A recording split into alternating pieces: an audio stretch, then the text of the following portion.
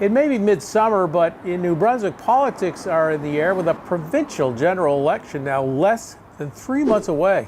And by the looks of it, it will be an election full of big money promises. The two largest parties have already committed to cutting sales tax. Liberals on the price of electricity, PCs on everything.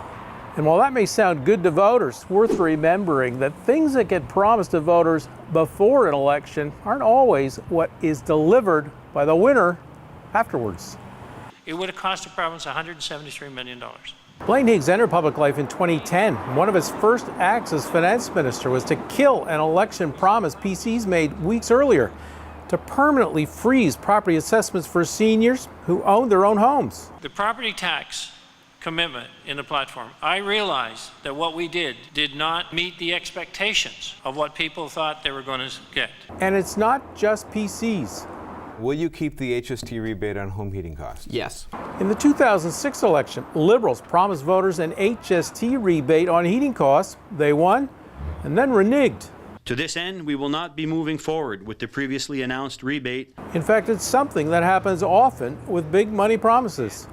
These are the Fort Howe apartments in St. John. It's one of the largest apartment complexes in the city. The building pays a substantial municipal property tax bill to St. John of about $180,000 a year, but it also has a substantial provincial property tax bill of about $63,000. That's about $412 per apartment. So why is that important?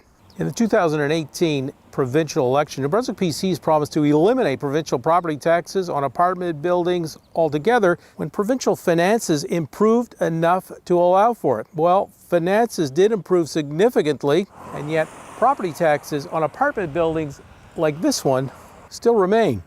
It's a major unfilled promise from 2018. But last month, when Premier Higgs announced his new promise to cut the HST, he spoke as though the 2018 commitment to eliminate provincial property tax on rental housing hadn't actually happened. Consistently, we have seen governments announce tax cuts or announce spending programs before they could actually afford them. I didn't do that in 2018. So New Brunswick, the abandonment of election promises, even major ones, has been an issue in the past.